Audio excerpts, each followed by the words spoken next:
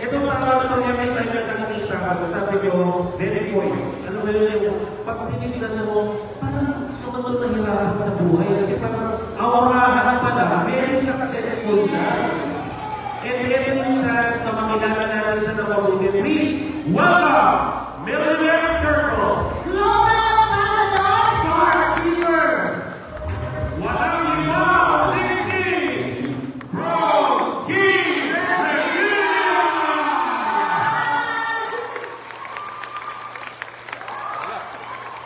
Alright, let's all watch this video on screen.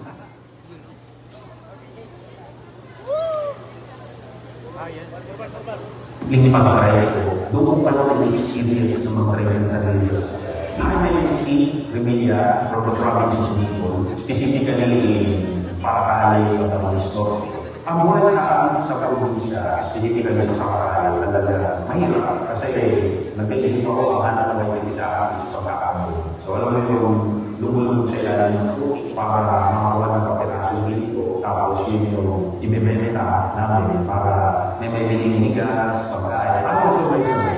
And lumulog ako, nag-iisip ako na ang bahay namin, hindi ka talaga kumula, wala kami kuryente. Na-realize ko na parang hanggang hindi naman may bilang. So naglakas ako na loob na makipagsasalaran sa syudad. So pumunta ako ng Katamaran, Laguna.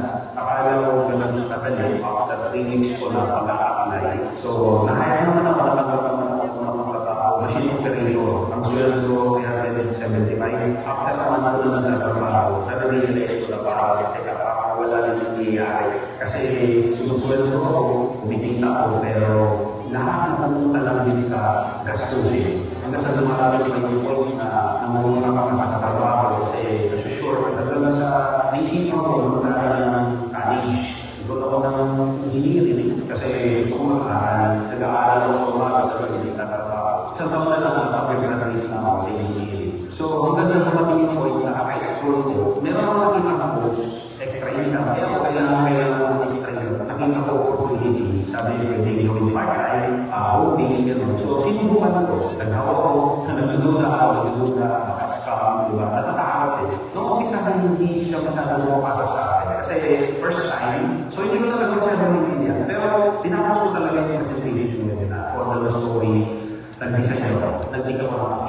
Nung umpisa siya ito, hindi ko paalala kung makakasal. Pero maganda kasi, by the help of the community, unti-unti ko natutunan. Then after 1 year and 5 months, na ginagawa ko itong opportunity na ito, doon ko napili first primary part. Kaya kita na ng mga kataan, hindi ko doon ako yung-experience ng mga kailan sa sarili sa sasakyan. Then tinuloy ko yun siya. Then after another 1 year, hindi ako na-order as major circuit. Then after another 1 year, hindi ako na-sasakyan. Yung hindi nila i-expect na gano'n yung magiging result ako after bumili ng pick-up, pumasok na ako sa kakakailangan ng grabe!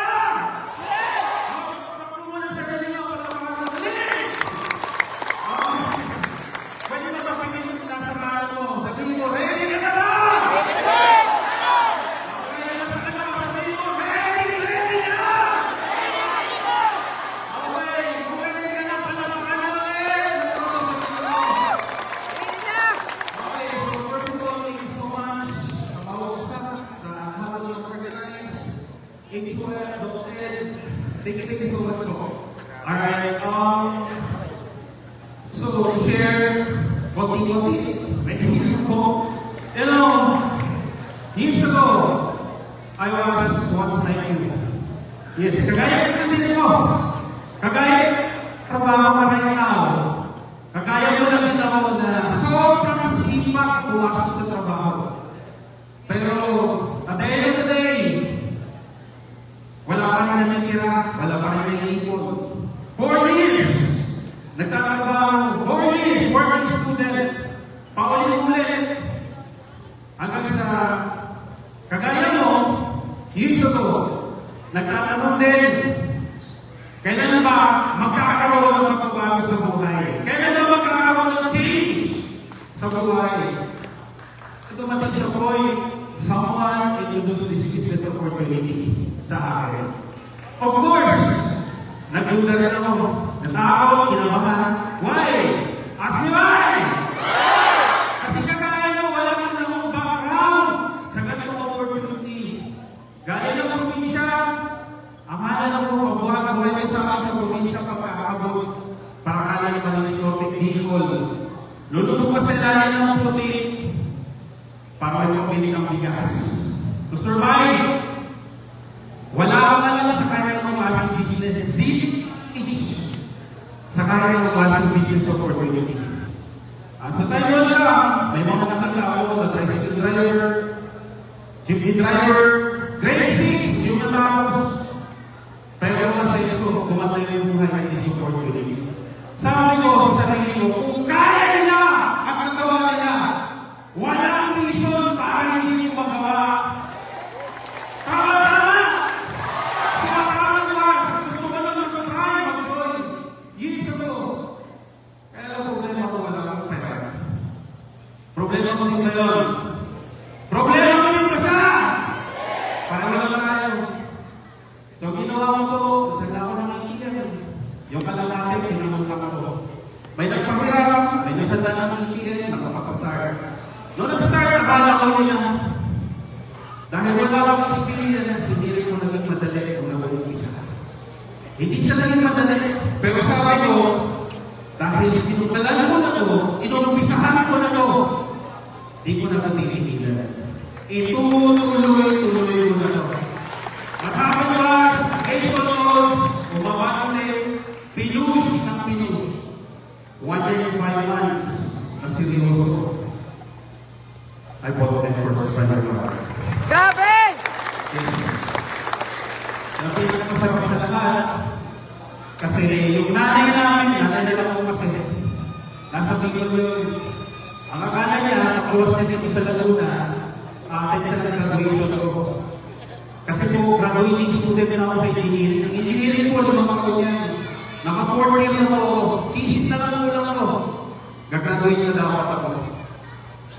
Di niya alam, pagdating dito, hindi pala graduation pupuntahan niya. Pupunta pala kami ng kasa. Dahil siya yung unang kong pasahero sa first graduation. Grabe! Wow! Alam mo yung nagtatry ako pa uwi, di siya umiimik. Alam mo bakit? Kasi nagtara ka siya sa galing at kanya ng kotse ko. Pagdating sa apartment, pagdating sa bahay namin, siya nagtanong, kanino yan? Kanino kotse yan? Sabi ko, walang graduation. Walang graduation! Kasi nag-drop out ako, nag-reporting ako, ay ito yung resulta. May ginagawa ko ba? Wala na. Bakit nandiyan na yung kotse? Tama ba? Wala na akong nagawa. So what happened was, tinuloy-tuloy, diretso. Another 1 year, mas malaki sa sakyan. Same year, nag-top 500, tuloy-tuloy ako. Alright, so I'm right now. You know what? Alam mo, malayo pa. Nag-umpisa pa lang ito, di pa po ganun katagal sa industry. Just like you, napuno-puno ng pangarap. Alam mo, malayo pa. Pero kahit paano, malayo rin.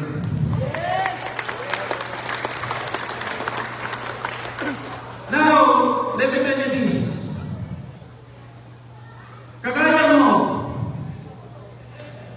mo, na nakaupo dyan right now, Pwede ba tingnan mo yung katabi mo? Okay lang mo ba? Tingnan mo yung nasa kanan mo, tingnan mo. Ano yung tsura? Camera.